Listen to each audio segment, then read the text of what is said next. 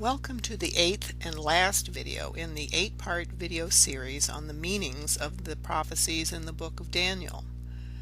This video is an addendum to the main focus of the series, which was the prophecies foretelling the coming of the Messiah of the latter days, the second Messiah, also known as the end times. These are found in video parts 1 through 7 of the book of Daniel series. However, this addendum video covers just the first section of chapter 11 that foretells events leading up to the time of the coming of the first Messiah, Jesus.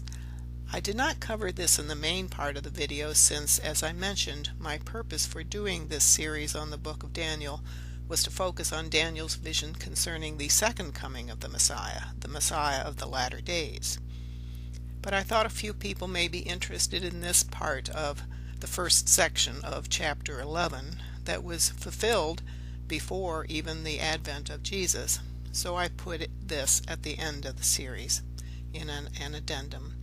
If you have not seen any or all of the other 7 videos in this series, I do encourage you to watch them in order, starting with part 1, but only if you want to learn about the Messiah of the latter days. The primary, but not the only, source of information that this video is based upon is the work of Mr. Robert Riggs titled, I, Daniel. It's available for free online, divided into 2 parts, in the websites shown here. You'll have to stop the video and write them down if you want to read the text of his publication.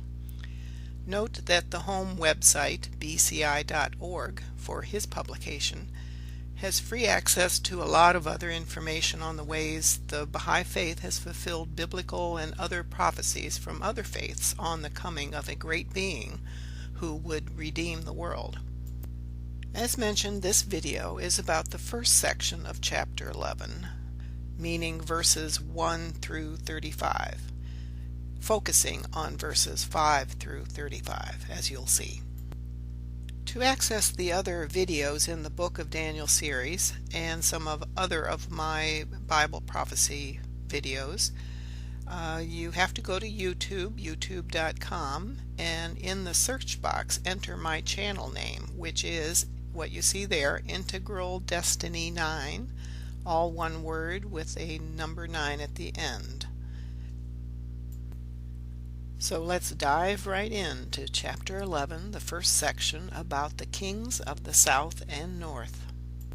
A few notes here on how the information is organized and displayed for this video.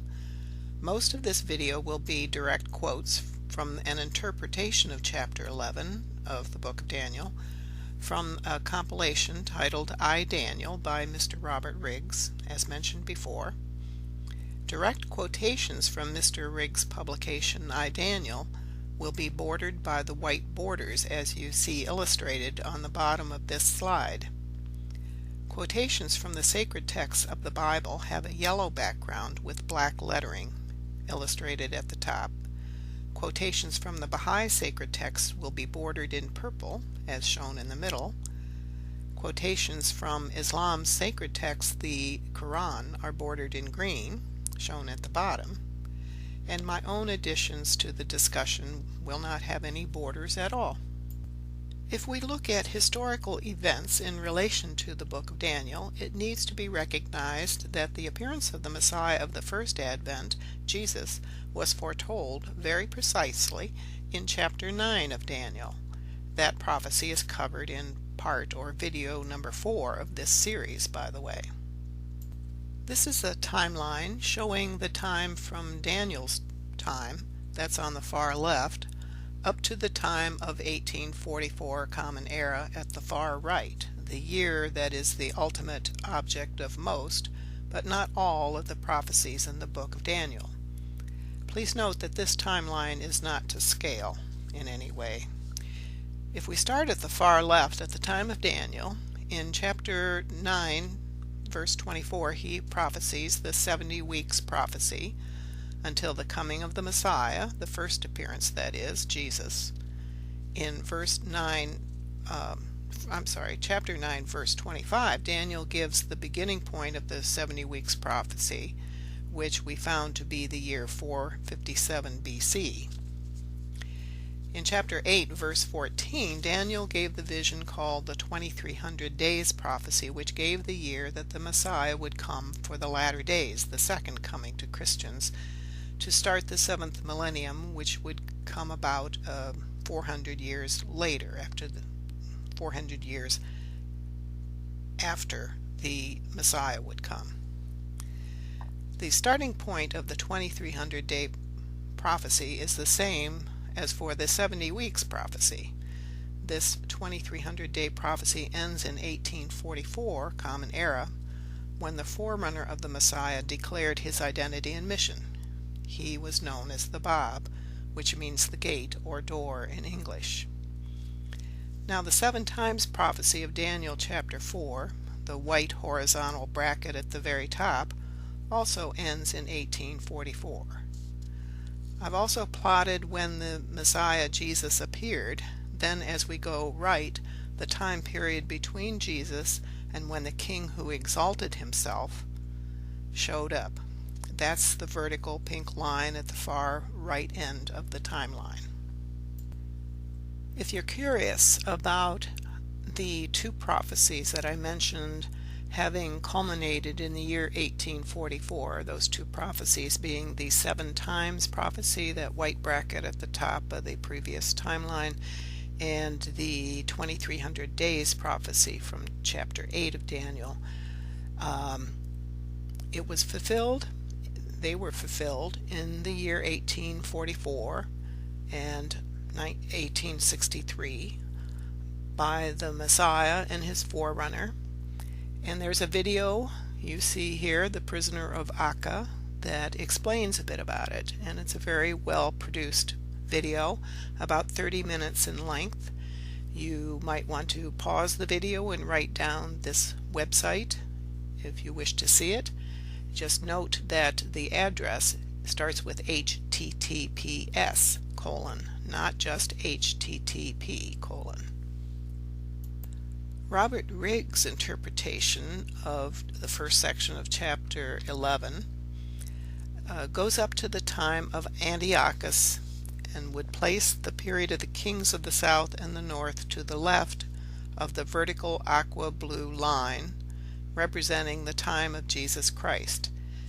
It's there on the slide as shown by the yellow bracket with the word kings below it.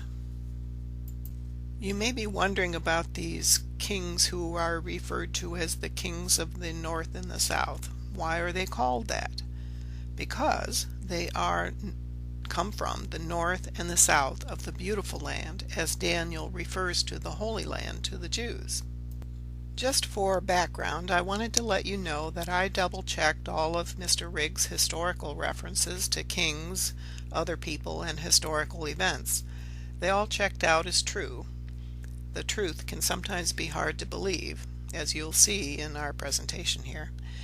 And a little forewarning, the Ptolemaic and Seleucid dynasties, which we will be talking about quite a bit, are filled with people with the same names, men and women. Not only men named their sons after themselves, but the women named their daughters after them. They loved certain names and were not very creative, apparently, in name selections. There is not a lot of variety, so we end up with lots of people with the same names.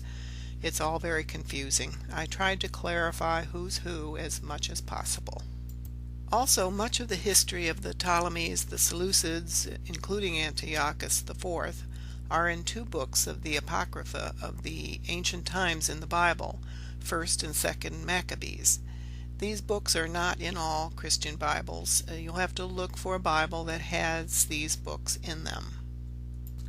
But there remain questions of the authenticity of at least the first part of chapter 11, because copies of Daniel in the Dead Sea Scrolls were dated as being copied in about the year 135 BC.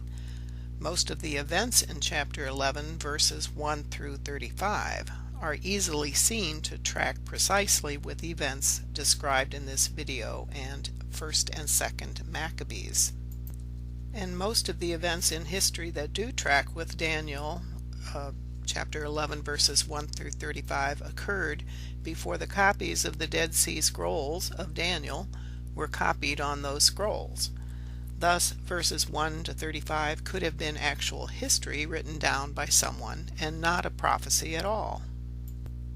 To illustrate this timing dilemma of when the Dead Sea Scrolls were copied versus when these events that are presented as the fulfillment of Daniel's prophecies in the first part of chapter 11.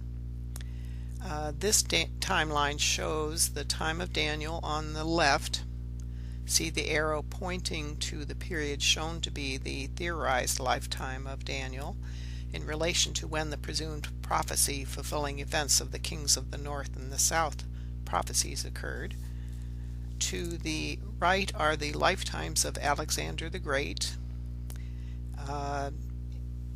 Seleucus I, who founded the Seleucid Empire, and on the far right of the timeline is Antiochus IV, who lived from about 215 to 164 BC.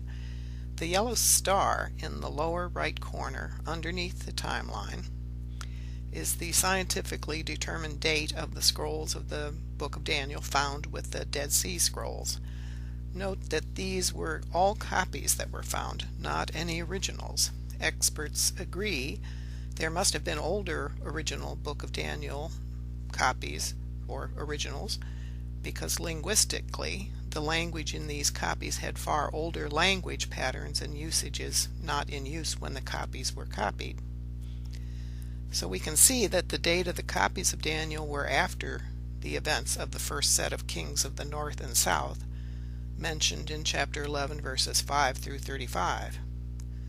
So we can visually see that it would be possible that chapter 11 verses 5 to 35 could have been added to the original Book of Daniel, meaning that they were not prophecies but were rather recorded history stories at the time the copies of Daniel were made.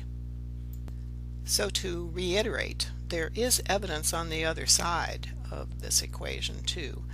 As mentioned, linguists have dated the language of the Book of Daniel, including chapter 11, as being much more ancient than the 135 BC when the copies were made and later found as the Dead Sea Scrolls. So it is not definitive that verses 1 to 35 are or are not real prophecies, meaning written before the actual events fulfilling them occurred.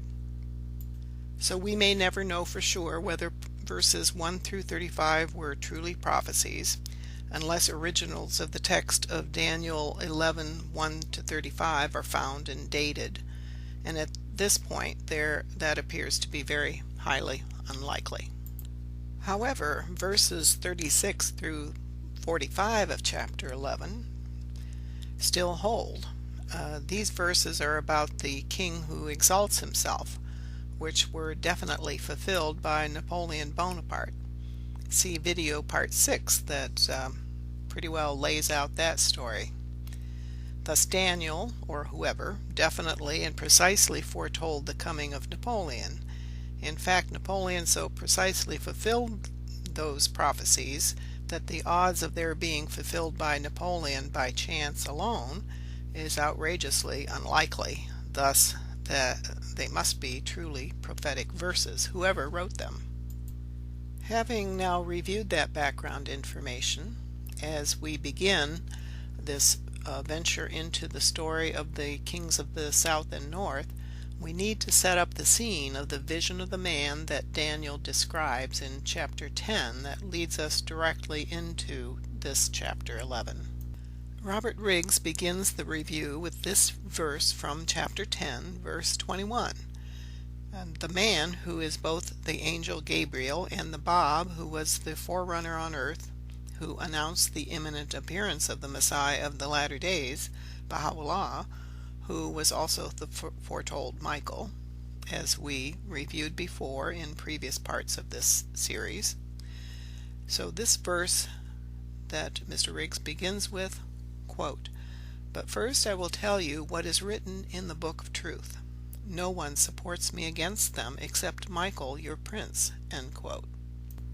Riggs points out that chapter 11 is a continuance of chapter 10. Quote, "The speaker, the man from chapter 10, is still Ali Muhammad, known as the Bab, while Michael, your prince, refers to Hussein Ali, Baha'u'llah, as the King of Glory, the Lord of Hosts, the speaker on Sinai, and the voice from the burning bush.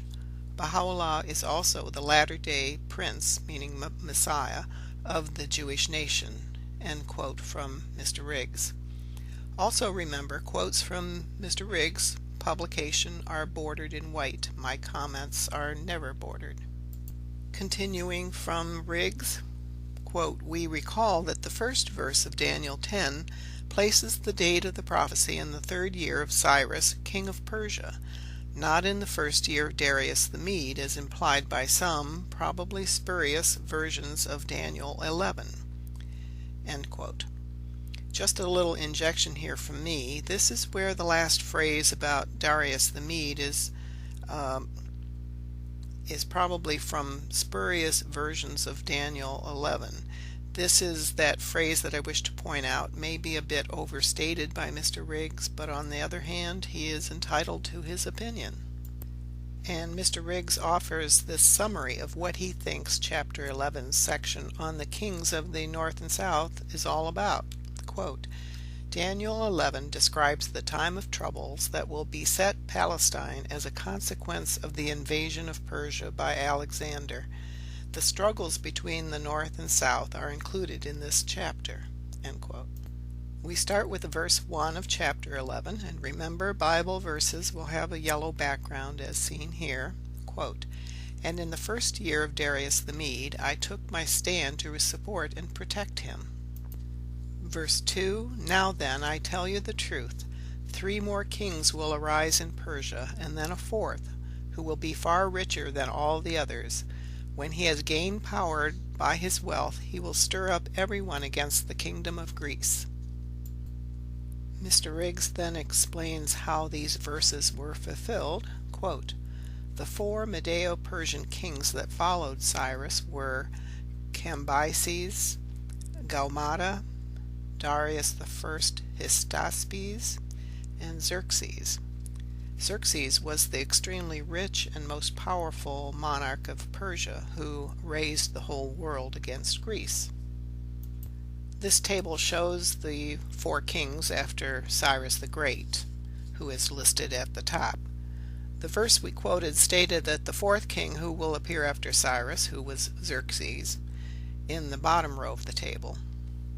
He stated that he will surpass all the others in wealth, which was quite true. Thus the phrase of the prophecy was fulfilled just as Daniel foretold.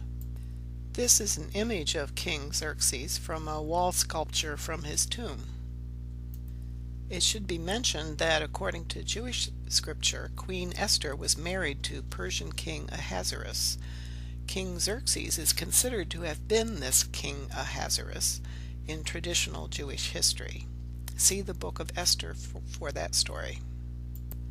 Further comments from Riggs, quote, "He, Xerxes, invaded Greece from 481 to 479 BC with a vast army gathered from all over his known world empire that included Medes, Persians, Assyrians, Moshians, Ethiopians, Indians, Scythians, and Thracians.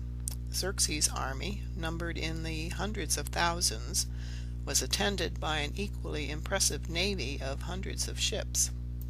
Xerxes no doubt wished to avenge the humiliation of his father, who was defeated by the Greeks at Marathon about a decade earlier, and although Xerxes was much more successful than Darius, his army eventually suffered a disastrous defeat at the hands of the heroic Greeks at Plataea, while his navy suffered the same fate as Salamis. This is an artist's rendition of the battle at Plataea, where Xerxes' forces were defeated by the Greeks.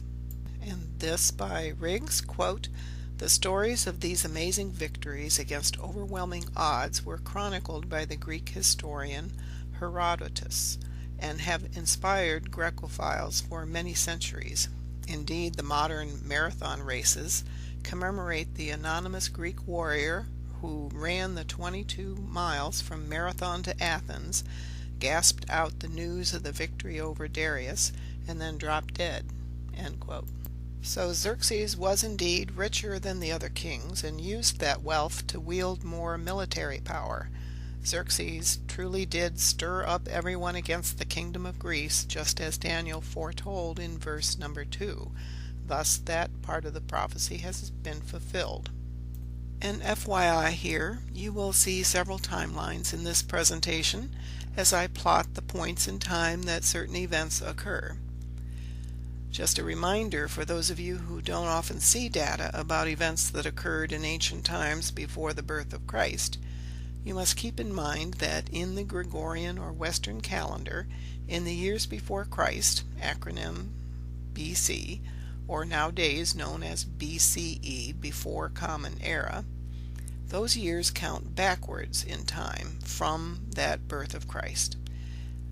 So backwards as from 1 AD that you see on the timeline. And now AD is also known as Common Era, acronym CE. That's because the Gregorian calendar of Christianity is pretty much the commonly used calendar in the modern world in business and international dealings. In the Gregorian calendar, the years after Christ's birth count upwards from 1, such as 1, 2, 3, 4. Obviously, at this writing, the year is up to 2016. But as we go further backwards before Christ's birth, the numbers of the years increase as we go further back in time. When we speak of events occurring before the reputed birth of Christ, 1 AD or 1 CE, the years count up in number from that date, that central point. But they are now referred to as BC or BCE, before Common Era. So as you read about someone in ancient history, say around the year 1500 BCE, their birth year is a higher number than their year of death. An example, a king's reign of 30 years. He started his reign in the year 1000, and he ends his reign in the year 970 BCE. Verse 3 of chapter 11, quote, "Then a mighty king will arise, who will rule with great power and do as he pleases." End quote. Following the defeat and withdrawal of the Persians from Greece, and after periods of peace and internecine war in Greece, the control of Greece fell to Philip of Macedonia. The young son of Philip, the warrior king Alexander the Great, assumed power over Greece upon his father's death and undertook the conquest of the Persian Empire in 334 BCE. So Alexander the Great was this mighty king who arose and did what he pleased. Without doubt, Alexander was one of the great hero warriors of history, strong, intelligent, dashing, courageous, loyal, generous. His inspired leadership led the magnificent Greek army to victory over the Persians in about 3 years, but Alexander died of fever at Babylon in 323 BCE, while still a young man of only 33. Verse 4, quote, "After he has arisen, his empire will be broken up and parceled out toward the 4 winds of heaven. It will not go to his descendants, nor will it have the power he exercised, because his empire will be uprooted and given to others." End quote. Note a couple defining clues that help confirm the identification of Alexander as fulfilling Daniel's prophecy. First, that his empire will not go to his descendants, and 2, that the empire will be uprooted and given to others. Riggs explains, quote, "Although Alexander had left a legitimate heir, the infant son Alexander IV, by the Persian princess Roxana, the child was placed in the custody of Cassander, one of Alexander's generals. The infant Alexander was murdered in 311 BCE. Another son, Hercules, was murdered also. and so was a weak-minded half-brother Aridaeus. The empire became divided among the Diadochi, which means the successors, who were commanders under the deceased Alexander, who managed to engineer the partition of the empire." End quote. The orange area on the map is the extent of Alexander the Great's empire as of about 323 BCE, and the area of Daniel's visions. Remember that rectangular area of our former Neo-Babylonian Empire territory of prime concern to Daniel in his visions. The 5 generals who divided up Alexander's empire were Lysimachus, Cassander, Ptolemy, who later became known as Ptolemy I, Antigonus, and Seleucus, who later became known as Seleucus I Nicator. Riggs' explanation continued, quote, "One of the successors was Cassander, who gained control of Macedonia and Greece." That's the western part of the kingdom of Alexander's empire. Lysimachus gained control of Thrace and parts of Asia Minor. Ptolemy gained control of Egypt and Libya. You might consider that south. Seleucus gained control of northern Syria and Mesopotamia, more along the eastern part of the empire of Alexander. End quote from Robert Riggs, by the way. Thus, history shows us that the rise and fall of Alexander the Great and what happened to his empire fits Daniel's prophecy exactly. The 5 generals divided up the territory as you see here. General Seleucus's empire became known as the Seleucid Empire of Persia. That's the orange shaded area, with him as the first king of that dynasty. Later, the Seleucid Empire would stretch further west into Syria, Antigonia, that's the future Turkey, and down into Palestine at times. Two of the 5 generals of Alexander became rulers of empires in the territory of the past Neo-Babylonian Empire of Nebuchadnezzar and our area of Daniel's prime concern. That's the rectangle area on the map. Those empires were those of General Antigonus in the area of modern Turkey and Syria, and General Seleucus's empire, that orange shaded area. Ptolemy's empire in the southwest corner for some periods of time extended up into the Holy Land. It battled the other 2 empires over the Palestine area, trading off possession of it primarily between the Seleucid Empire and the Ptolemaic Empire. For several years, the 5 generals vied against each other to keep or expand their kingdoms. Sometimes some would ally against another, until the Battle of Ipsus in the year 301 BC. That crossed Antigonus off the list permanently when he was defeated by the allied Seleucus and Lysimachus armies. Then there were 4. By 300 BCE, the division of Alexander's kingdom was down to 4 under Cassander, upper left, Lysimachus, Seleucus, the largest yellow area, and Ptolemy in the south. The black borders were shown on that are shown on this map is an overlay of more modern national boundaries, and were not the borders back then, so just kind of ignore them. Note that these 4 kingdoms established by these 4 generals of Alexander's were also the 4 heads of the leopard beast in Daniel's chapter 7 vision, in the prophecy of the 4 beasts that would arise out of the sea. See the illustration in the upper right corner. Keep clear, these 4 kingdoms were part of the one beast, the leopard, not each one being one of the 4 beasts that arise out of the sea. They were all part of that one beast, the leopard.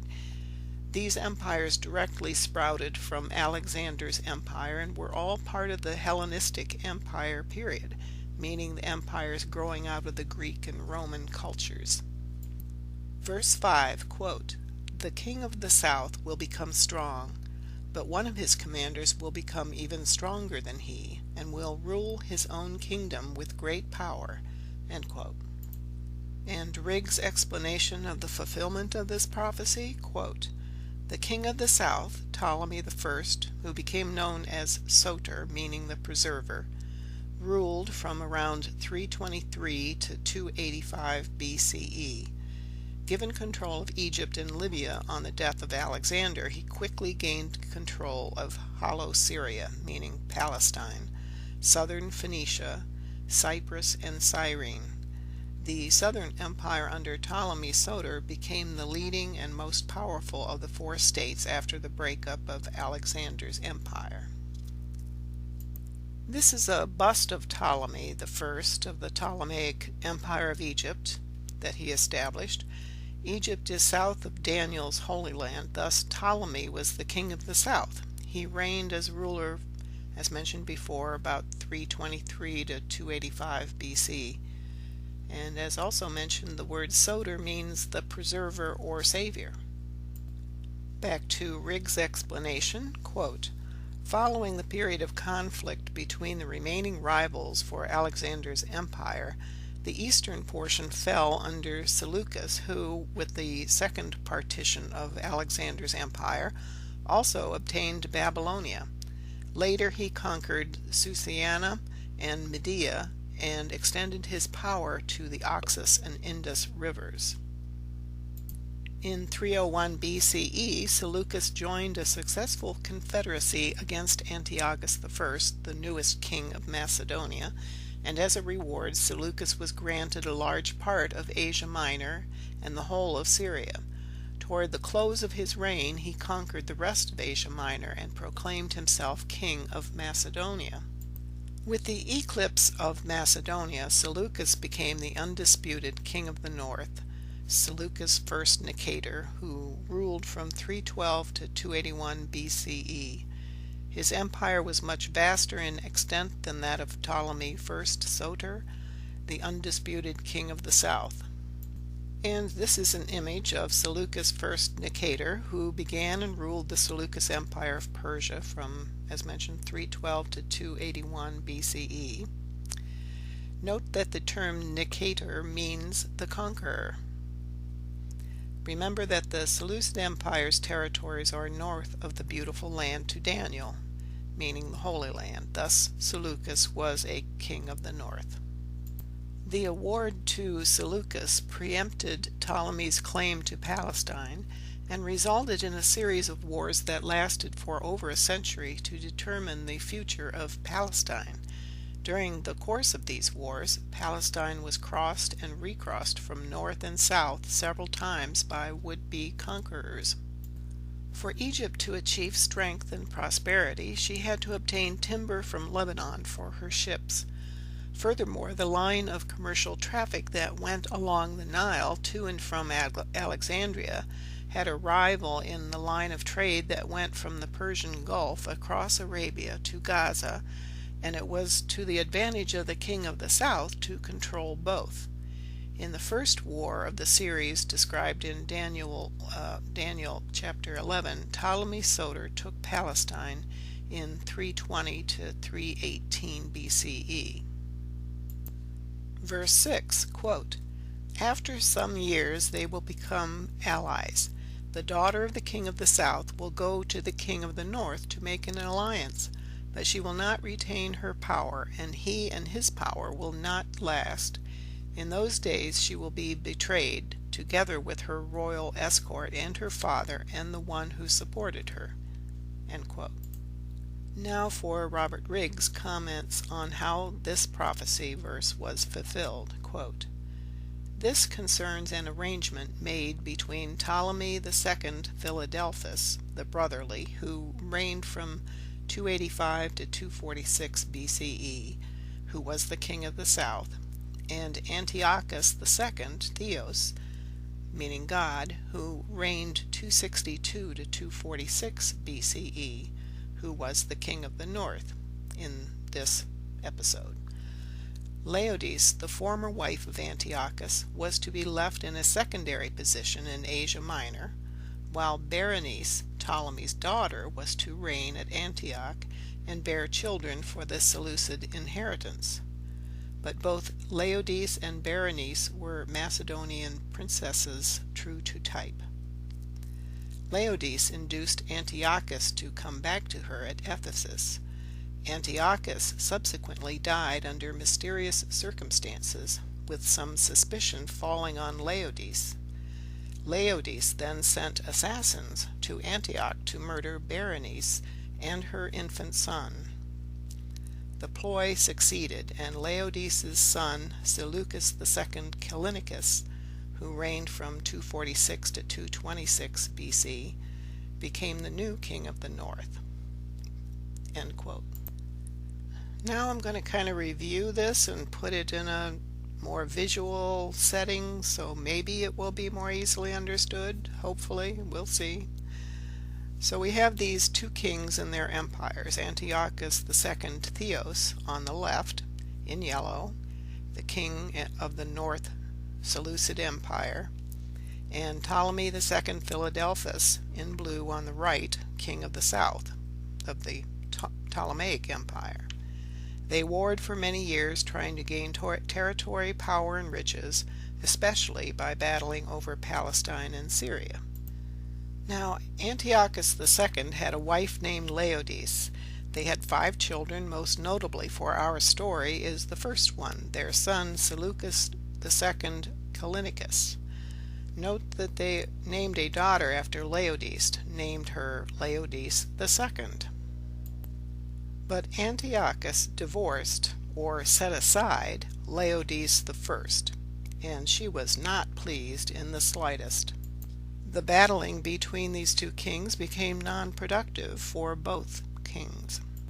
They finally agreed to stop fighting and agreed to a peace treaty. Part of this agreement resulted in Ptolemy II of the south sending his daughter Berenice I to be Antiochus's wife. Meanwhile, Antiochus's former wife Laodice was stewing in her juices about it. Then Berenice I had a son by Antiochus II, a son of the Seleucid Empire. Former wife Laodice I lost it.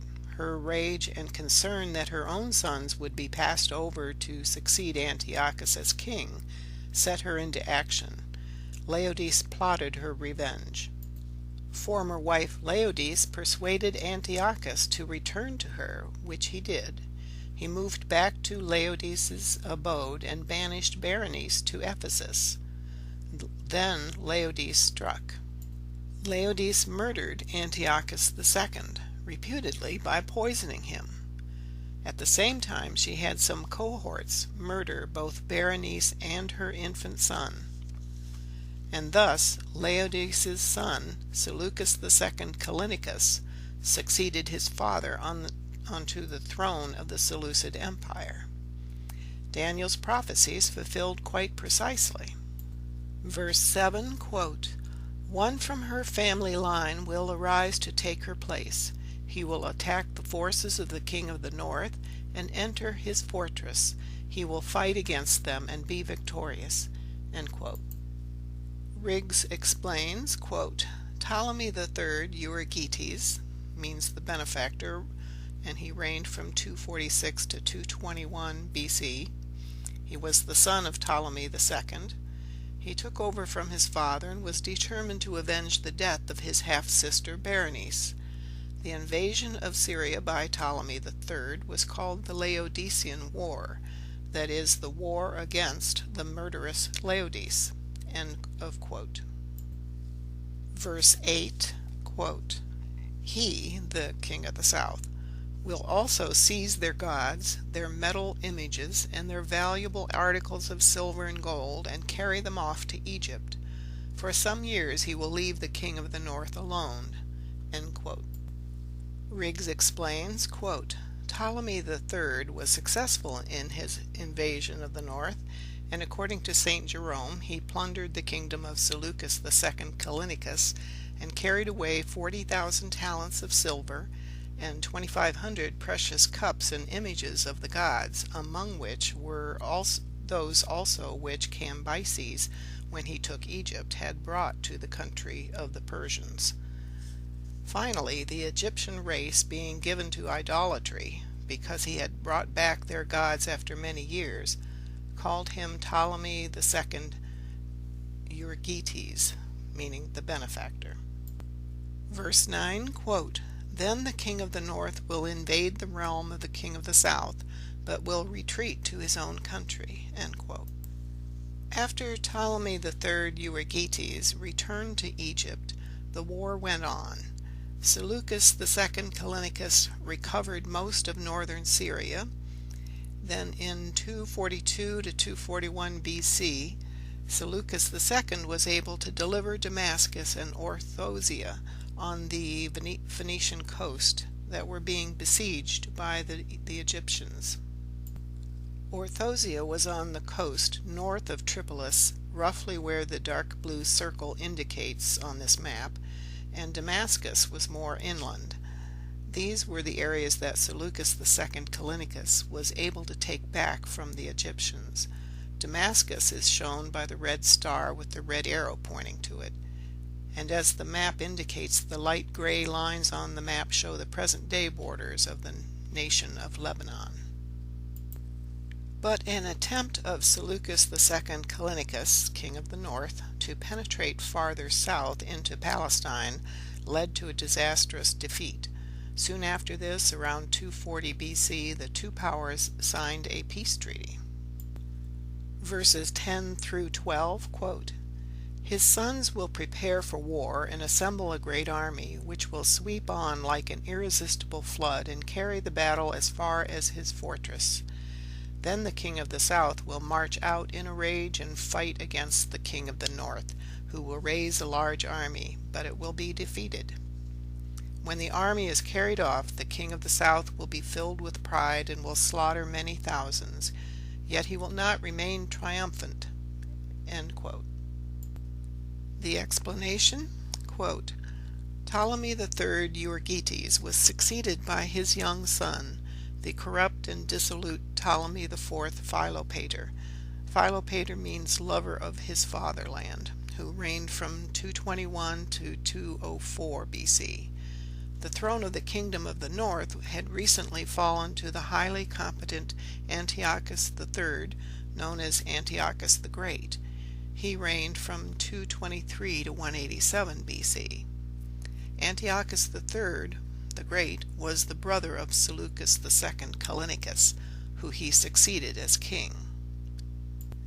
Here are some images of these two kings, now the successors to the other kings before verse 10. On the left, the king of the north, Antiochus III the Great, and on the right, the king of the south, Ptolemy IV Philopator. And please note the terms king of the north and king of the south do not refer to just two individuals. It includes their successors. So when Antiochus III succeeded Seleucus II Callinicus, Antiochus III became the king of the north. Same with the successors of Ptolemy in the south. More explanation from Robert Riggs, quote, "Within a few years, Antiochus III the Great turned to a systematic conquest of Palestine. His chief seaport, Seleucia, now in the hands of Egypt, was regained, and he turned south. Following various fortunes, a wearisome negotiation was entered into by the two kings. The successes of the king of the north, that's Antiochus the Great, in Palestine overcame the notorious inertia of the king of the south, Ptolemy IV. A lull in the warfare gave the king of the south, Ptolemy, time to build up his forces. At Alexandria in Egypt, the season was one of intense secret preparations.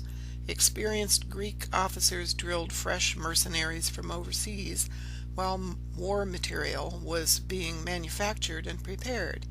Even the native fellahin peasants, meaning Egyptian peasants, Libyans and natives of Cyrene were enrolled, trained, and armed like Macedonians, meaning the Greeks. The peace negotiations, as orchestrated by Egypt, failed in its purpose and gave way to further warfare. In 217 BC came the decisive battle of Raphia, a little south of Gaza. Ptolemy IV, Philopator, achieved a great victory, and Antiochus III the Great again withdrew to Syria. In later years, Antiochus III the Great, the king of the north, renewed the conquest of Palestine and was ultimately successful. The story of his successful campaign is told in verses of chapter 11, 13 through 19. End of quote from Riggs. Verses 13 and 14, quote, "For the king of the north will muster another army, larger than the first, and after several years he will advance with a huge army fully equipped. In those times many will rise against the king of the south. Those who are violent among your own people will rebel in fulfillment of the vision, but without success." End quote. And the explanation, quote, "Shortly after the death of Ptolemy IV Philopator, Antiochus the Great renewed his conquest in earnest and started taking Egyptian possessions in Asia Minor and Palestine. As his successes mounted, many Jews hailed Antiochus the Great as a liberator. Antiochus treated the Jews kindly, and he appeared to be most scrupulous in his observance of the Jewish law. Also, there was an inflammatory but questionable story that had circulated after the Battle of Raphia. It was said that Ptolemy IV Philopator had attempted to push his way into the Holy of Holies, but was stricken by an unaccountable terror and was carried out in an almost lifeless condition. Even if true, history was to demonstrate that the party of Jews favoring the king of the north, Antiochus, was misled, and the tolerant policy of Antiochus the Great, aka Antiochus III, was soon to be superseded by a harsh policy of Hellenization and suppression of Jewish culture." End quote. At this point in our drama, the king of the north is still Antiochus III, or Antiochus the Great. However, Ptolemy IV Philopator had died in 204 BC. The players are now: the king of the north is still Antiochus the Great of the Seleucid Empire. The king of the south, Egypt, is now Ptolemy V Epiphanes, who inherited the crown at the age of 5. He ruled from 204 to 181 BC. He was the son of Ptolemy IV Philopator. Verses 15 and 16, quote, "Then the king of the north will come and build up siege ramps and will capture a fortified city. The forces of the south will be powerless to resist. Even their best troops will not have the strength to stand. The invader will do as he pleases. No one will be able to stand against him. He will establish himself in the beautiful land and will have the power to destroy it." End quote. Remember, the term "the beautiful land" to Daniel means the Holy Land of the Jews, the Palestine area, now the state of Israel. Now to Robert Riggs' explanation of how this prophecy was fulfilled. Quote, "Scopas, Ptolemy's general in Egypt, managed to recapture a number of places in Palestine, including Jerusalem. Scopas stationed garrisons there and elsewhere. Nevertheless, Antiochus the Great was again able to take Palestine. This time, Antiochus the Great achieved a decisive victory at Panium, that was in 198 BCE, near the headwaters of the Jordan, later to be the site of Caesarea Philippi. Scopas subsequently was besieged at Sidon, but was allowed to retreat into Egypt. Gaza, found on the opposite side of Jerusalem, held out to the last for Ptolemy, but eventually fell. Palestine passed into the hands of the king of the north, Antiochus the Great." End quote from Riggs. Make a mental note that our timeline is now up to 198 BC. This is a timeline of events since the time of Alexander the Great, on the far left of the timeline. We are in this timeline at about the year 198 BCE, where the red star is placed on the timeline. The timeline shows the death of Alexander in 323 BC on the far left.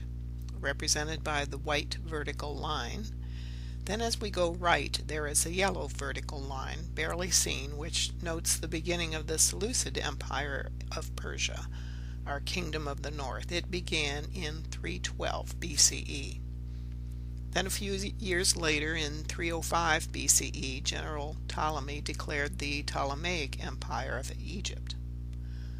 Looking ahead to the future for a moment, their future, from where we are right now in the story, the yellow horizontal bracket above the timeline depicts the duration of the Seleucid Empire from its beginning in 312 BC. The Seleucid Empire ended in 63 BC with the invasion of Roman forces. Sorry to give away the end of our story about these kings at this point in time, since we're in the middle point of the story. The horizontal light blue bracket below the orange timeline represents the duration of the Ptolemaic Empire, and it ended in 30 BC, defeated by the Roman Empire also. And this map shows the Seleucid Empire, the yellow shaded area, around 198 BC, after Antiochus the Great defeated Ptolemy V's forces to take back the Palestine territory. Verse 17, quote, "He, the king of the north, will determine to come with the might of his entire kingdom, and will make an alliance with the king of the south. And he, the king of the north, will give him a daughter in marriage in order to overthrow the kingdom, but his plans will not succeed or help him." End quote. The fulfillment, quote, "Probably as a part of the peace treaty between Syria and Egypt, Antiochus gave his daughter Cleopatra I." Now this Cleopatra was not the famous Cleopatra VI of later imperial Roman history. He gave Cleopatra I in marriage to the young Ptolemy V Epiphanes, which means the illustrious, who reigned from 204 to 181 BC, who had succeeded his father after the Battle of Raphia. The betrothal of his young daughter to the king of the south was a part of a long-range strategy of Antiochus the Great to dominate Egypt. Nevertheless, Cleopatra consistently dedicated her loyalty to Egypt and her young husband Ptolemy rather than to her father Antiochus the Great. Cleopatra I became a loyal and competent regent of Egypt following her husband's early death. End quote. So this time it was the king of the north, Antiochus III the Great, who gave his daughter in marriage, Cleopatra I, to the king of the south, Ptolemy V Epiphanes. The marriage of Cleopatra I and Ptolemy V in 193 BC produced at least 3 children listed here: Ptolemy VI, Cleopatra II, and Ptolemy VIII. Note that history is very sketchy and unclear about any Ptolemy VII. Verses 18 and 19, quote, "Then he will turn his attention to the coastlands, and will take many of them. But a commander will put an end to his insolence, and will turn his insolence back on him. After this he will turn back toward the fortresses of his own country, but will stumble and fall, to be seen no more." End of quote. And the fulfillment per Riggs, quote, "While Antiochus III was becoming great, a new power to the west, Rome, was becoming strong. Antiochus invaded Greece in the spring of 191 BCE, but was driven out by the Romans a year later. A decisive battle was won by Scipio, the general from Rome, over Antiochus at Magnesia in 190 BCE. Thereby Rome became a power in the eastern Mediterranean. The Romans took the Seleucid territories north of the Taurus and gave them to their friend, the king of Pergamon. Also, as another part of the treaty, 20 prominent hostages were to be sent to Rome, among them Antiochus, a younger son of the king, who was destined one day to become the infamous Antiochus IV Epiphanes. Viewers note that this happened around 188 BC. Antiochus the Great, the third, hurled back from Asia Minor, turned his thoughts once more to the field of old glories, the East. As soon as peace had been made with Rome, Antiochus left his second son, Seleucus IV, in Syria as joint king and plunged eastward.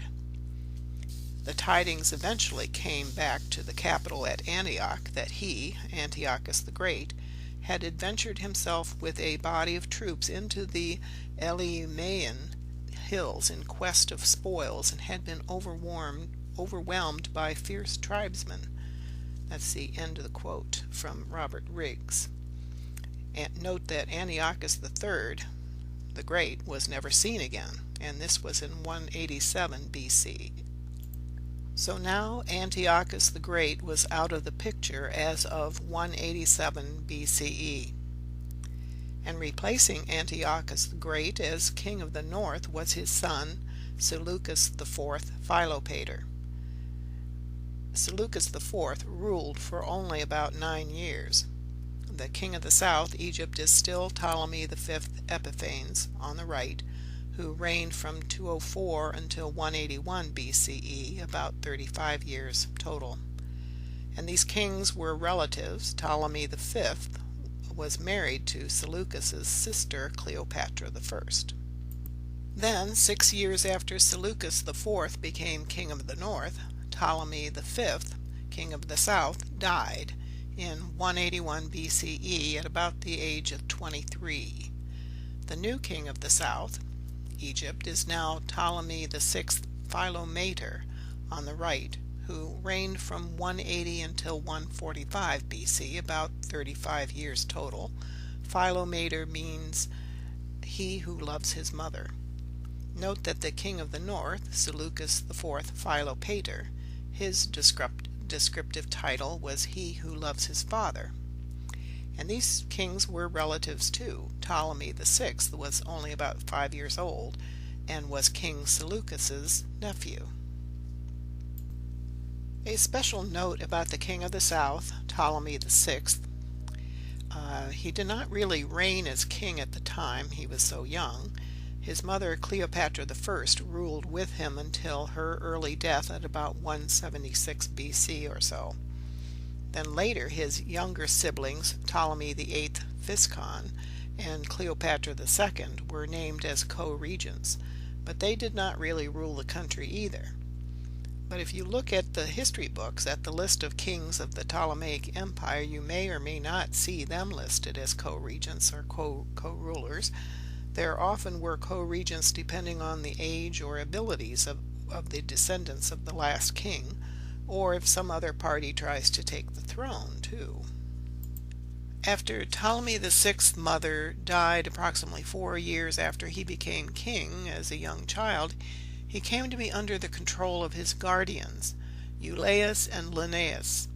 He married his sister Cleopatra II, a very common occurrence in Egyptian royalty.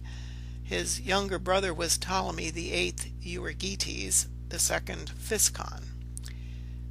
There was another possible brother in there, Ptolemy VII, but as I mentioned before, history is really fuzzy about him. He may have been a brother or he may have been the son of Ptolemy VI. No one seems to know for sure. In 164 BC, Ptolemy VI Philopator left Alexandria and went to Rome. Some reports were that his guardians, Eulaeus and Linnaeus, persuaded him to give up his throne and leave Egypt so that they could do as they wished, no doubt. Physcon, Ptolemy VI's brother, ruled Egypt while Ptolemy was gone. The citizens of Alexandria rose up against Physcon's rule. Finally, the Alexandrians begged for Ptolemy Philopator to return, which he did around the year 164 to 163 BC. When Ptolemy VI returned to Egypt, the two brothers agreed to split up the rule of Egypt in the year 164 BC. Physcon then ruled the western province of Cyrenaica, and Ptolemy VI ruled Egypt until his death in 145 BC. Remember these two names of Ptolemy VI guardians who acted as co-regents of Egypt during some of Ptolemy's rule, Eulaeus and Linnaeus. You will hear more about them later in our story. But I'm getting ahead of the story a bit. I just thought the viewers need to know some of the backstory because of some events that will be reviewed later. So at this point in our story, Ptolemy VI is a young child who just became the king of the south. So back to our story and two more verses from Daniel to carry us forward. Just a reminder at this point that these are, at this point, the king of the north, Seleucus IV, and the young king of the south, Ptolemy VI Philometor. Verse 20, quote, "His successor will send out a tax collector to maintain the royal splendor.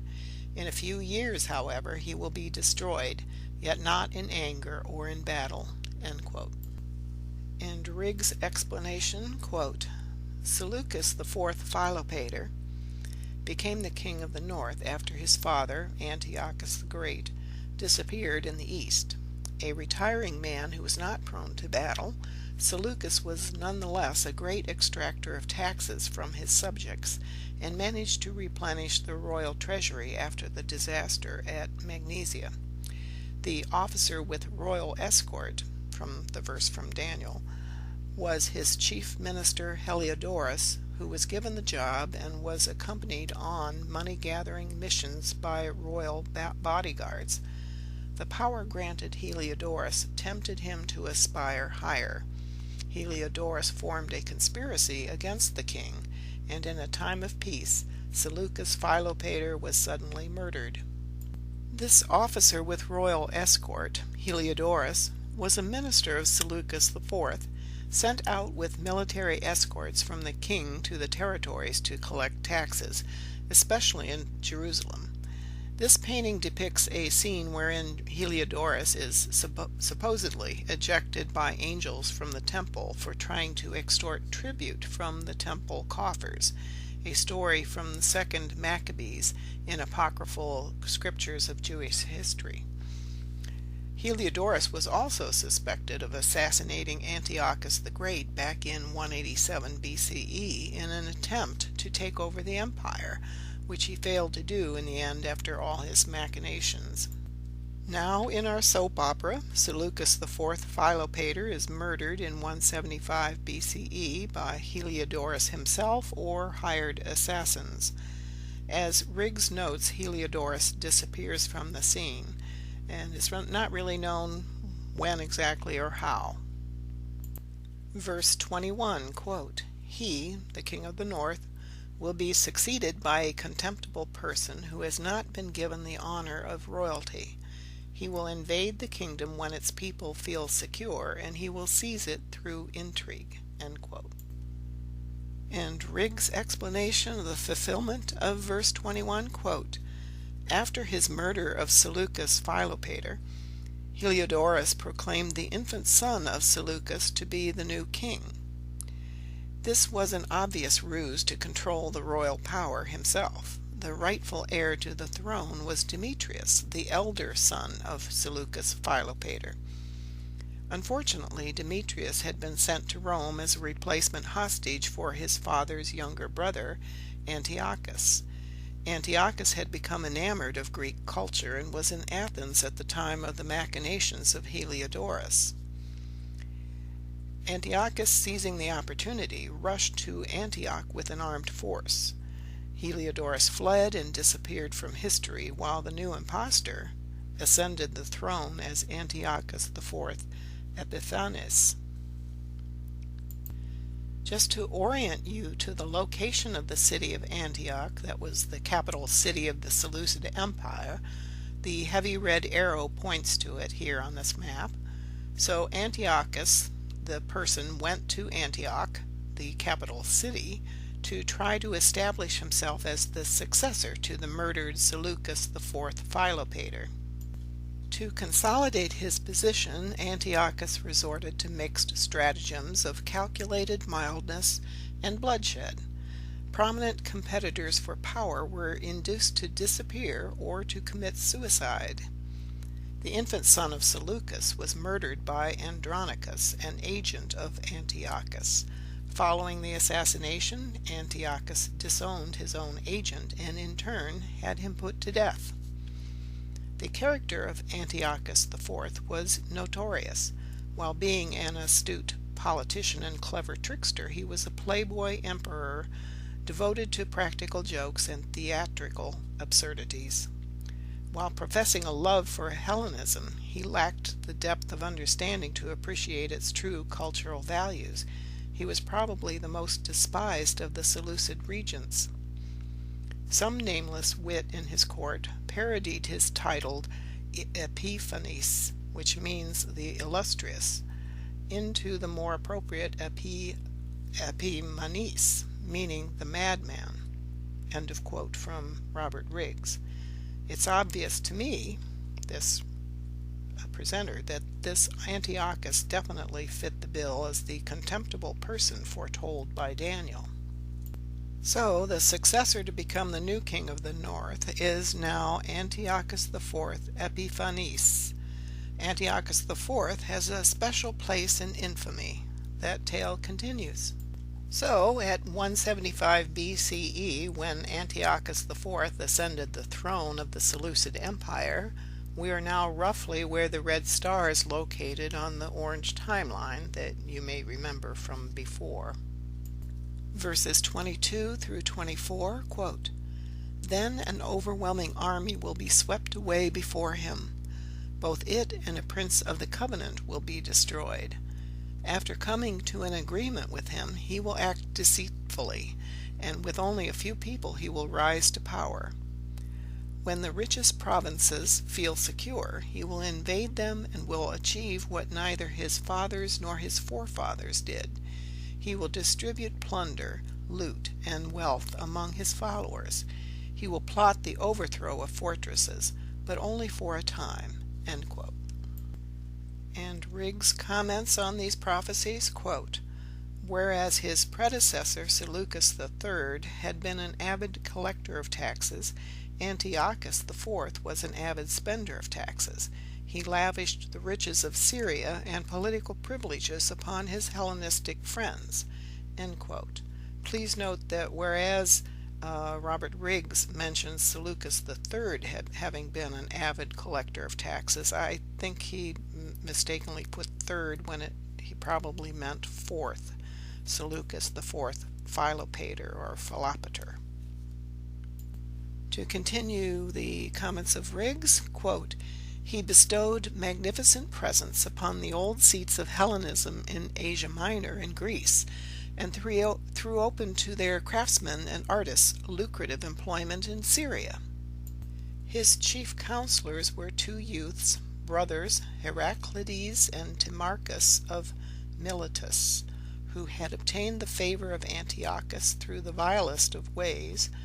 One was made minister of finance, the other was made governor of the eastern provinces. Also the principal cities of Cilicia and Tarsus and Malus were given to his mistress, Antiochus. Antiochus, in spite of his admiration of Hellenism, was no true friend of Rome. An anti-Roman movement was centered around King Perseus of Macedonia, and Antiochus was a party to the movement. He, Antiochus IV, carried on a clandestine correspondence with King Perseus and proceeded to rebuild his navy and other forces in violation of the treaty following Magnesia. Remember, that was the battle with Roman forces that Antiochus the Great lost in 190 BCE, and we are now here at about 170 BC. Even so, Antiochus IV, his thoughts soon turned away from Rome and south to Egypt. End quote. This is a map of the remnant of the Seleucid Empire after the Battle of Magnesia that Antiochus the Great had lost to the Romans in 190 BC. The Macedonians, the purple-shaded areas, took over some territory as well as Pergamus, the green shaded area. But now with Antiochus IV as the king of the Seleucid Empire, what was left of it, he turned his thoughts of where he could conquer and pillage back to the age-old rivalry with Egypt, the Ptolemaic Empire. Back to the commentary by Robert Riggs on these verses, quote, "The Prince of the Covenant is Jehovah. How Antiochus replaced Jehovah in the great temple at Jerusalem will be told in later paragraphs." End quote from Riggs for these verses. I am interjecting a few notes here about the identity of the Prince of the Covenant. I disagree with Robert Riggs on the meaning of this phrase from verse 22, quote, "A prince of the covenant will be destroyed," end quote. He interprets this to have been fulfilled by Jehovah being this prince of the covenant, thus being destroyed with the invasion and degradation of the temple by the idolatrous Seleucid rulers and their Hellenized minions. We need to answer the question of what is the Prince of the Covenant. We begin with what a prince is. A prince is a representative of his people who then governs them. The prince is a representative of the king too, but without that level of authority. But this is not a prince of a country, but rather a prince of the covenant. A prince of the covenant, therefore, is the representative of the laws of the covenant. That's the agreement between the Jewish people and God. The Prince of the Covenant is a symbol of the covenant. Destroy the covenant and destroy the prince, and vice versa. In my view, the identity of this Prince of the Covenant is the high priest, who can be considered as the Prince of the Covenant, since he is the leader of worship and upholder of the laws of the covenant. The high priest is the symbolic embodiment of the covenant, with his breastplate of 12 gems, which in turn symbolize the 12 tribes of the Hebrews, as well as their 12 attributes. The specific Prince of the Covenant being foretold as being destroyed here was Onias III, who was the high priest of Jerusalem when Antiochus IV began his intensive pursuit to Hellenize Jerusalem and Judea to get rid of the worship of the Jewish God. Onias III was a very pious upholder of the laws of the covenant, who refused to go along with the Seleucid kings and allow worship of Greek gods in the temple. Onias was replaced as high priest by Antiochus IV, who appointed Onias's brother Jason as the high priest. Jason cooperated with the Seleucid king, his agents, and the Jews who became Hellenized. In turn, Menelaus, another Hellenized Jew, paid off Antiochus IV in order that he could be high priest in place of Jason.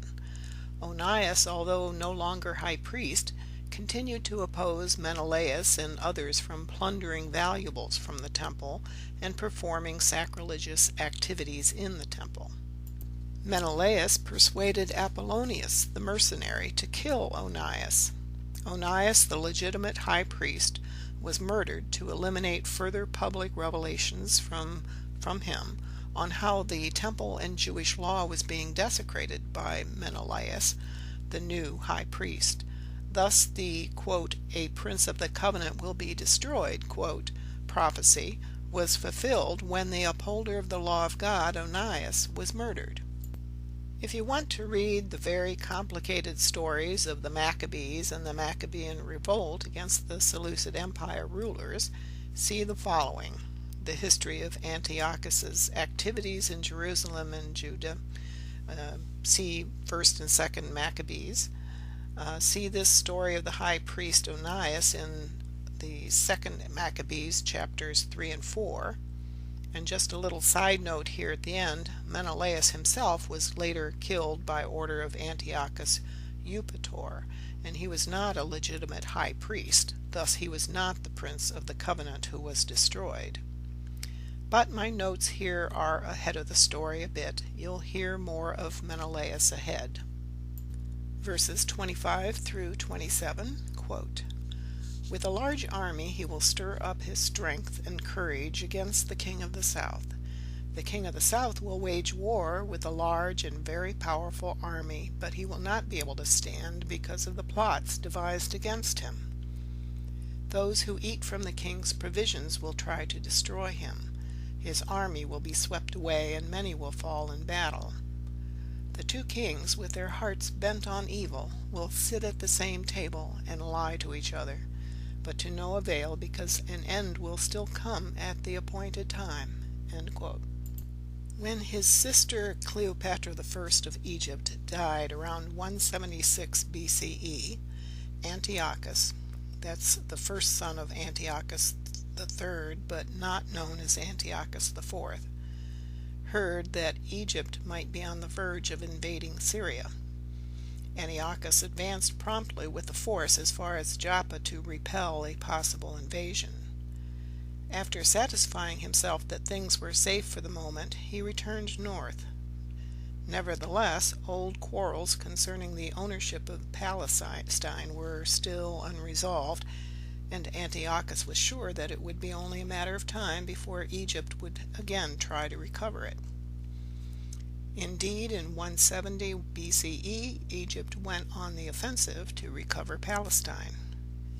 The army was under the command of two joint regents, Eulaeus and Linnaeus, who had seized control of Egypt following the unexpected death of the young Cleopatra. The legal heir to the southern kingdom, Ptolemy, son of Cleopatra and Ptolemy Epiphanes, was only 15 years old at the time of his mother's death. A couple interjections here before we continue with the quote from Robert Riggs. First, I've seen some other histories where it was stated that Ptolemy was about 10 years old when his mother died and not 15 years old, but I'm really not sure which is true. And second, a reminder that Eulaeus and Linnaeus, that we're going to talk about soon, right next, were guardians of Ptolemy at this instant. So to continue with the quote from Briggs, Eulaeus and Linnaeus were unlikely creatures of the palace. Both had been slaves. Eulaeus was a eunuch and possibly a native of Khuzestan. Linnaeus was a Syrian. Before their invasion of Syria, they had made boastful speeches to the populace and had attempted to justify several wagon loads of bullion, gold and silver plate, jewels, rich feminine attire, and even furniture from the palace that would accompany them on the invasion. Antiochus met the invaders before they had crossed the desert and won an enormous victory. Then, by some ruse, probably through treachery, Antiochus seized Pelusium. The map on the left shows the upper and lower Nile River areas of Egypt. The area on the map on the left is an enlargement of the small red rectangle in the small map on the right. So it's the small area in the southern part of the Mediterranean Sea, southeastern part. The upper Nile is the very fertile delta region. Note the location of Pelusium on this map. Remember, Pelusium is the city that Antiochus IV seized as he invaded Egypt. Also note where Alexandria and Memphis are located for some other events yet to come in our story. Pelusium is on the far eastern edge of the Nile Delta where the red arrow is pointing. And Riggs explains, quote, "The young King Ptolemy was given bad advice, probably again by traitors, and was packed aboard a ship to escape Egypt. The ship was intercepted by the Syrian fleet, and Ptolemy Philometor became the prisoner of Antiochus. Following the defection and capture of their young king, the citizens of Alexandria revolted against their incompetent regents, Eulaeus and Linnaeus, brought the younger brother of Philometor to the throne, and gave him the auspicious title of Ptolemy Euergetes II, in imitation of his successful great-grandfather. Antiochus continued his invasion of Egypt and moved up the Nile to Memphis. Lower Egypt, except for Alexandria, was soon entirely in the hands of Antiochus. For the first time since Alexander the Great, Egypt had been successfully invaded from Palestine. After his nearly total takeover of Egypt, Antiochus installed his young prisoner, Ptolemy Philometor, as a rival king at Memphis, that is, rival to Ptolemy Euergetes II, who had been put in place as king in Alexandria. Verse 28, quote, "The king of the north will return to his own country with great wealth, but his heart will be set against the Holy Covenant. He will take action against it and then return to his own country." End quote. The explanation by Mr. Riggs, quote, "Having created havoc on the Egyptian political scene, Antiochus retired from Egypt laden with spoils. While Antiochus was making war in Egypt, a false report was spread in Palestine that Antiochus had been killed. Jason, a former high priest of the temple in Jerusalem, who had been outbid for the position by his brother Menelaus, seized the occasion by raising a small army and inflicted severe chastisement upon the partisans of Menelaus. Antiochus, on hearing of the rejoicings which had been manifested on the occasion of his supposed death, hastened to Jerusalem and gave up the city to be sacked and pillaged by his soldiers for 3 consecutive days. About 40,000 citizens of Jerusalem were massacred, and about 40,000 more were sold into slavery. The traitor Menelaus aided and abetted Antiochus in his outrages, assisted in the desecration of the temple and the robbery of its treasury. Jason himself fled at the approach of Antiochus and died miserably in exile.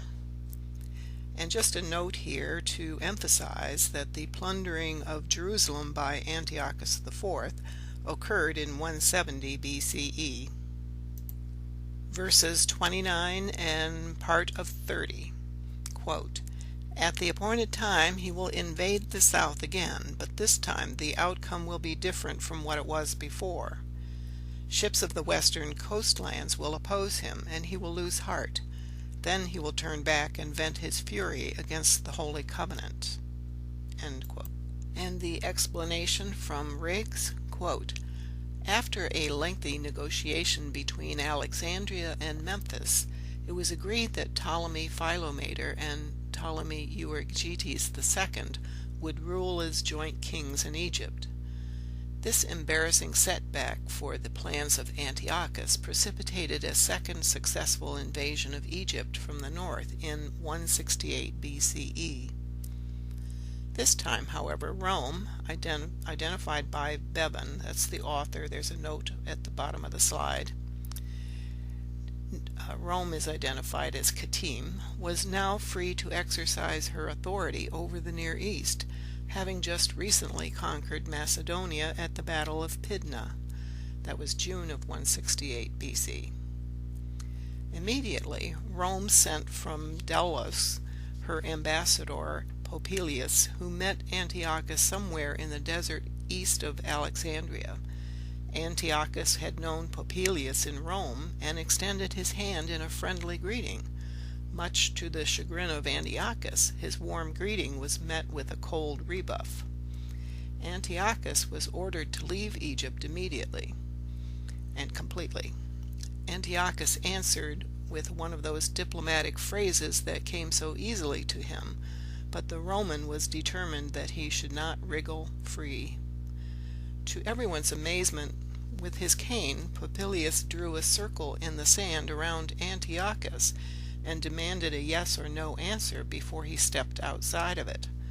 Antiochus collapsed. When he regained his voice, he agreed to everything. The next moment found the Romans shaking his hand and inquiring about how he had been. End of quote. A little sidebar here.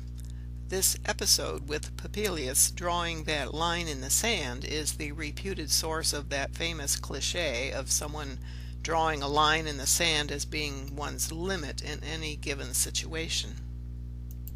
The completion of verse 30 and verse 31, quote, "He will return and show favor to those who forsake the holy covenant.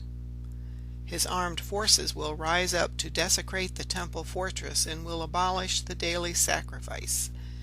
Then they will set up the abomination that causes desolation." End quote. And Riggs comments, quote, "After his rebuff from the Roman ambassadors, Antiochus withdrew completely from Egypt, groaning and in bitterness of heart. Now, since he could no longer protect Palestine by holding any Egyptian territory, it was imperative that he consolidate Palestine. The weak spot was Jerusalem, which had resisted all efforts to amalgamate into the general Hellenistic system that he had envisioned for Syria. He was determined to abolish the religion of Jehovah, even if it required the extermination of recalcitrant Jewish residents and their replacement by Greek colonists. Apollonius, the commander of the Mysian mercenaries, was sent to occupy Jerusalem with a strong military force.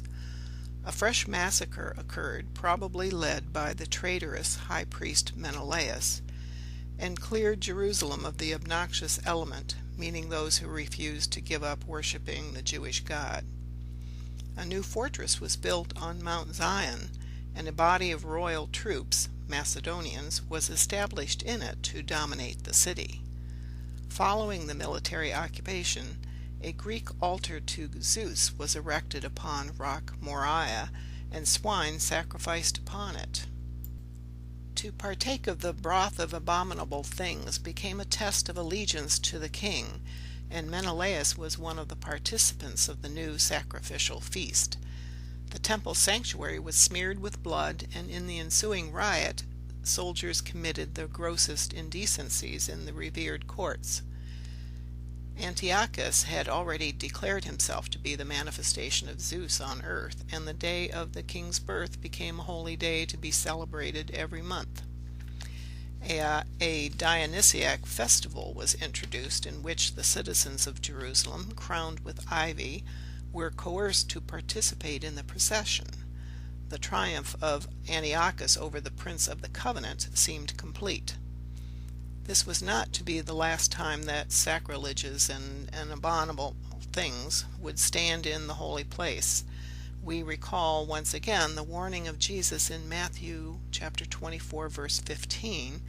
"So when you see the desolating sacrilege spoken of by Daniel standing in the holy place, let the reader understand." End quote. Verses 32 through 34, quote, "With flattery he will corrupt those who have violated the covenant, but the people who know their God will firmly resist him. Those who are wise will instruct many, though for a time they will fall by the sword, or be burned, or captured, or plundered. Now when they fall, they will receive a little help, and many will join with them in hypocrisy." End quotes. Riggs comments, quote, "The acts of Antiochus were to precipitate the Maccabean revolt, circa 164 to 142 BCE, recorded in the books of the Maccabees. It will not be our objective to discuss this very complex period of Jewish history. We shall content ourselves with recalling that the Jews eventually succeeded in winning national independence after a bitter but heroic struggle that lasted over 2 decades. The success of the Maccabean revolt is commemorated by the Jewish Feast of Lights, Hanukkah. One of the most popular heroes to emerge from the conflict was Judas, son of Mattathiah." End quote. Verse 35, and this is the last of the verses of that first section of chapter 11 about the kings of the south and the north. Quote, "Some of the wise will stumble, so that they may be refined, purified, and made spotless until the time of the end, for it will still come at the appointed time." End quote. And Riggs comments on the topic of the kings of the north and south, quote, "At this point in Daniel's 11th chapter, the Bab introduces a new element." End quote. An explanatory note here. Riggs is referring back to chapter 10's vision that Daniel had of a man who came to give him these prophetic visions about events to happen in the future to Daniel, especially concerning the appearances of the Messiah both in the first as well as the second advents. The statement here that the Bab is introducing a new element is meaning that the man giving Daniel these visions was the Bab, according to Robert Riggs and my interpretation of the identity of this man. A few reminders here that the reference to the Bab comes from our review of Daniel's chapter 10.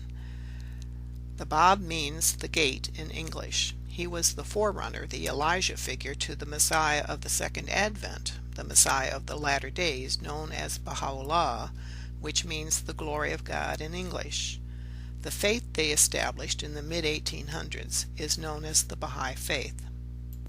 For more on the man who reveals this vision to Daniel, see part 5 or video number 5 in this series of 8 videos on the book of Daniel.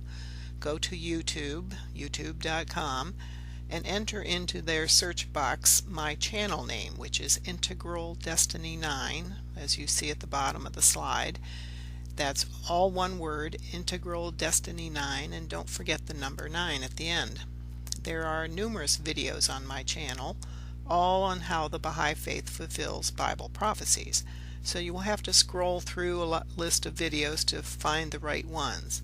Again, it's video Daniel, part 5 about the man vision, and part 6 that explains the rest of chapter 11 about the king who exalts himself. These two websites are recommended to learn more about the history, main figures, and teachings of the Baha'i faith. The first one, bahai.org, is the international official website for information seekers. And the one on the bottom, bahai.us, is the official USA website for information seekers about the American Baha'i community. But now we continue with Mr. Riggs' commentary. Remember the previous quote that the Bab, the man giving the vision to Daniel, was introducing a new element into the verses in this verse 35. So continuing, quote, indicating that the verses to follow apply to a different time, the time of the end, just as similar expressions do at other places in Daniel. Also, a careful reading of the verses following chapter 11 verse 35 will show that the king of the north, referred to in verse 11 verse 36, is none other than the same king referred to in chapter 11 verse 40. That same king of the north will do battle with the king of the south at the time of the end. It will become obvious in following verses of chapter 11, found in video number 6 of this series, that the latter-day king of the north is the great quasi-villain, real villain of history, Napoleon Bonaparte. But how can we say that Napoleon was the king of the north after so many centuries had elapsed and after the Seleucid Empire no longer existed? The answer is quite simply that the northern kingdom is always one that invades Palestine from the north, while the southern kingdom is always one that invades Palestine from the south. By the time of Napoleon, the late 1700s and early 1800s, much had happened to alter the political groupings. The Seleucids had been replaced by Rome as the masters of Palestine, in turn to be replaced by Islam in the 7th century.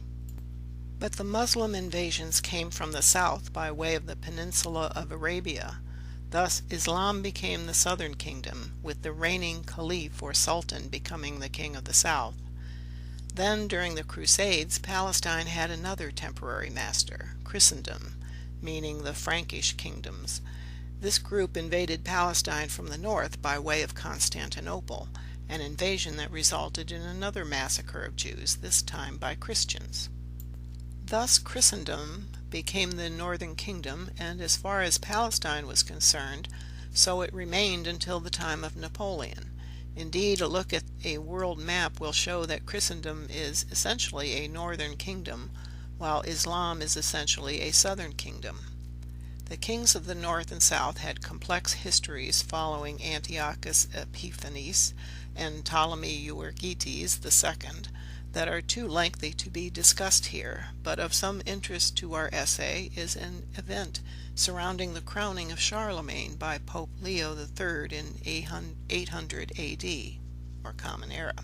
Instead of accepting the crown gracefully from the hands of the spiritual leader of Western Christendom, Charlemagne literally seized the crown from the Pope and placed it on his own head.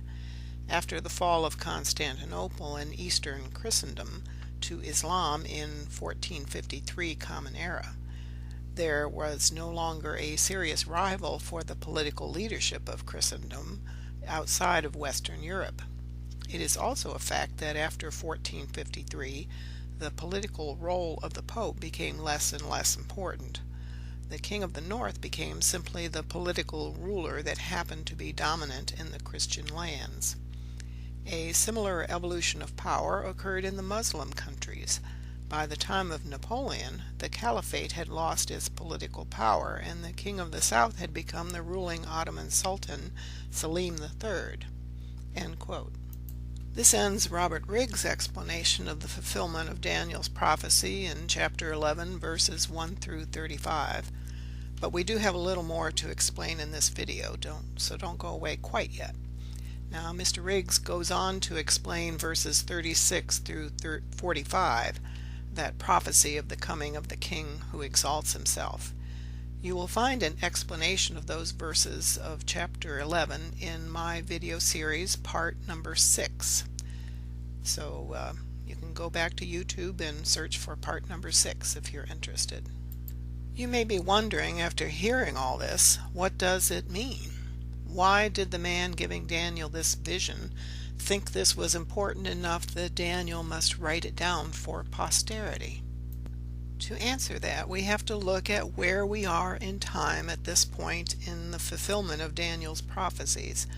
The Star of David on this timeline symbolizes the year the Jews took back authority over Jerusalem from Antiochus IV, and the blue arrow superimposed on the orange timeline shows that their independence existed until about 30 BCE.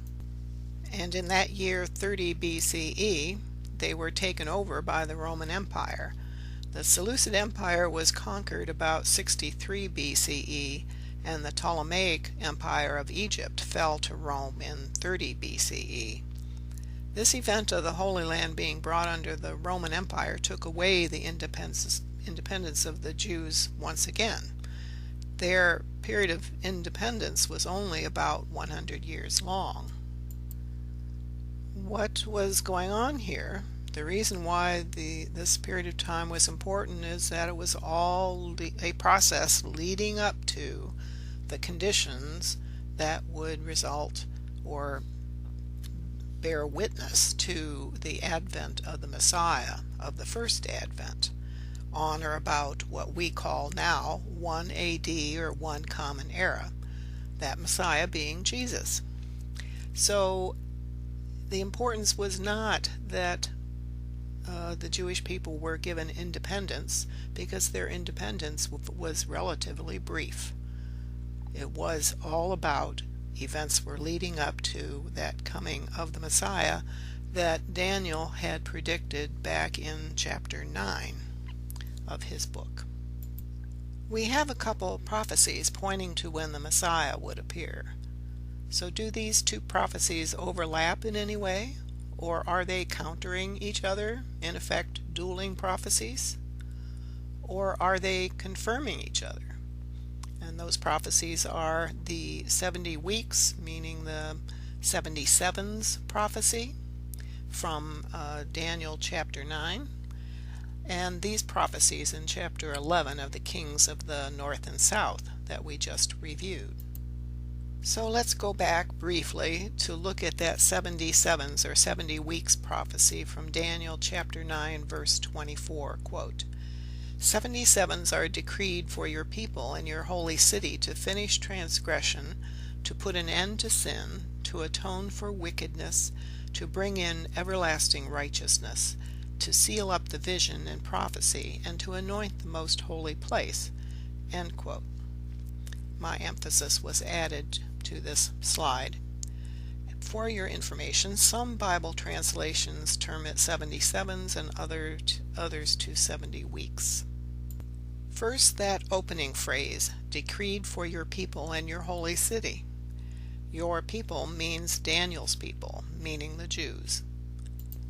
Then the part about your holy city, which has three possible meanings. Jerusalem, literally the city that contains the holy temple. Then it could be the temple, literally or symbolically. The temple being symbolic for the Jewish faith. And it could be the covenant itself, symbolically. Also, references to Jerusalem, the city of Jerusalem, could actually mean the entire Holy Land to the Jews, meaning Israel and Judea or Judah as a whole. If Jerusalem is the holy city, literally, what makes it holy to Jews? The temple, of course. It is contained in the city. What makes the temple holy? Is it the bricks and mortar? I'd say it's actually the holy part of it is the covenant between God and the Jewish people who abide by that covenant. The portion of the physical temple in which the Ten Commandments had been housed at one time was called the Holy of Holies. This was part of the covenant of the Jewish people with God. And the remainder of that verse 24, quote, "to finish transgression, to put an end to sin, to atone for wickedness, to bring in everlasting righteousness, to seal up vision and prophecy, and to anoint the most holy place." End quote. And here I've simply separated out each element that was listed there of what the end results of what would happen at the end of this 70 weeks or 77's prophecy. And I think it's kind of interesting to note what is not included in that list of end results of that 77's prophecy. There were no material benefits of any kind indicated as coming into anyone's possession. No gold, silver, wealth of any kind were promised. Independence of the Jewish people is not included. Remember how often the Jewish people have been oppressed under the governance of others, as in Daniel's time. Nor was it promised the elevation of the Jewish people over others. No promise that the Jews would be given power over their oppressors.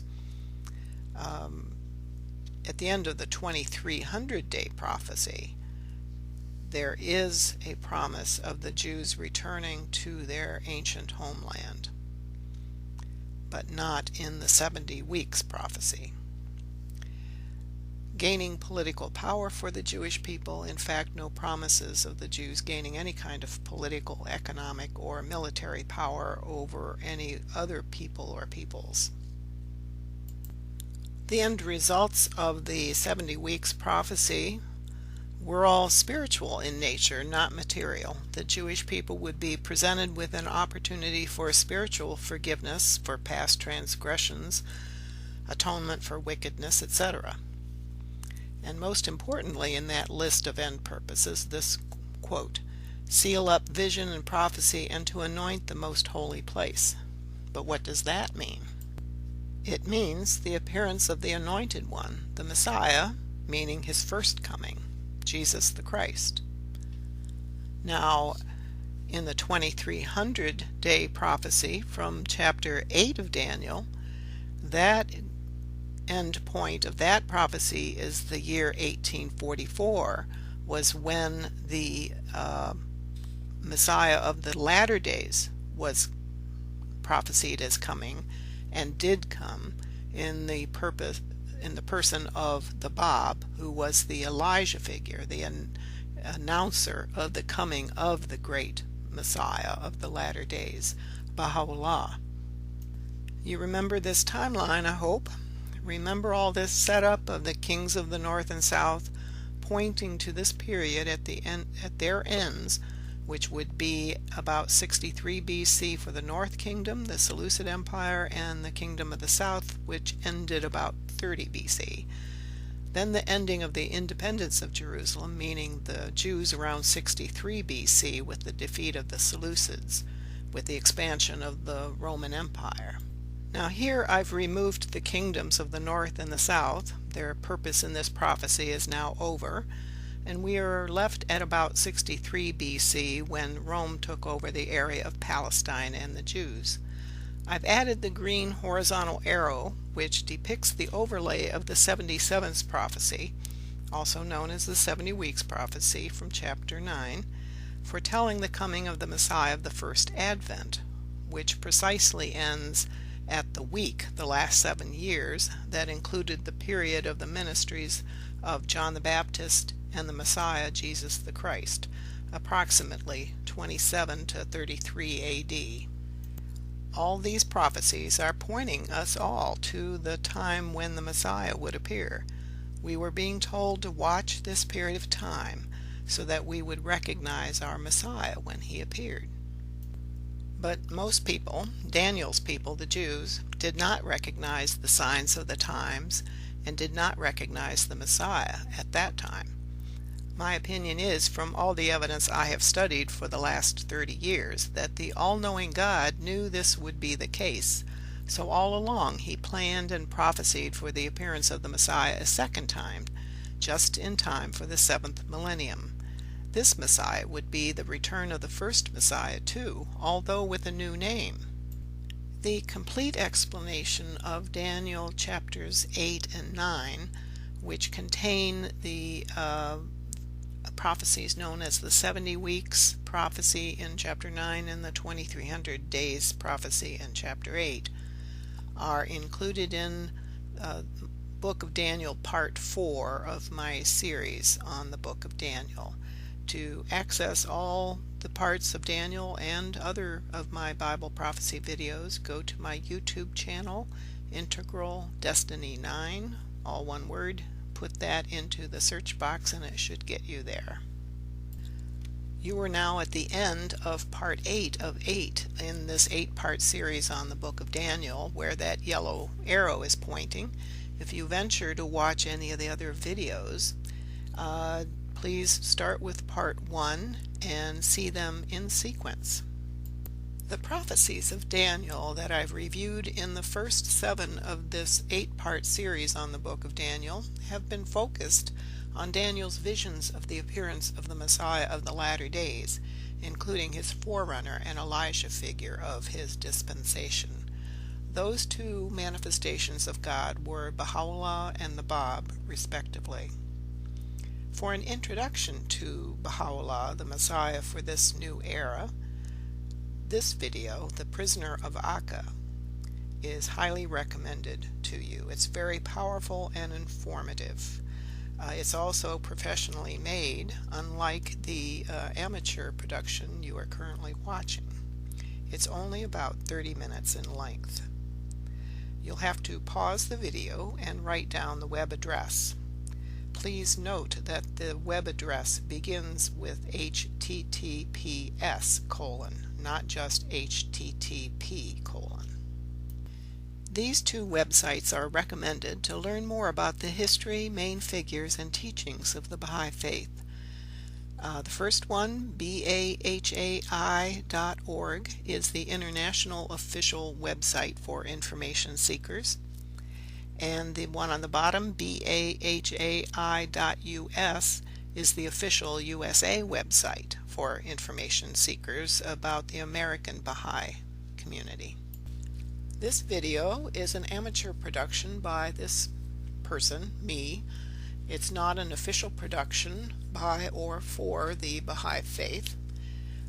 If there are any errors, they are mine alone. Please contact me at the email address you see there if you have any questions. It's copyright 2016. Do not modify any of the contents of this video, nor charge anyone admission for watching it. And most of all, thanks for watching.